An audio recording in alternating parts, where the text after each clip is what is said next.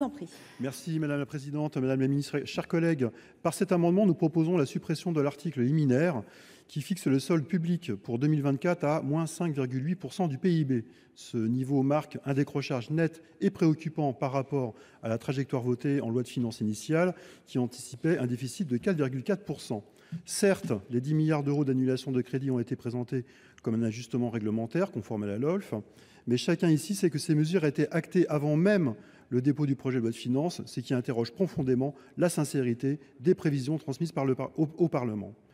Dès février, nous avions alerté sur le ralentissement de la croissance et le caractère irréaliste des hypothèses macroéconomiques retenues. Le gouvernement d'alors a sciemment maintenu des chiffres insoutenables pour assurer Bruxelles et masquer les déséquilibres structurels de sa stratégie budgétaire. Mais au-delà du niveau du déficit, c'est la méthode qui inquiète.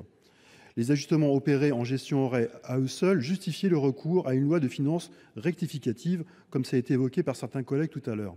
Un débat parlementaire aurait été la seule voie légitime pour discuter des choix aussi lourds de conséquences.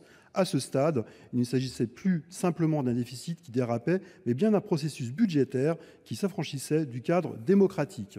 Nous demandons donc la suppression de cet article liminaire, car ce déficit est d'abord celui d'un exercice solitaire, le produit d'un aveuglement fiscal persistant et d'une impasse politique.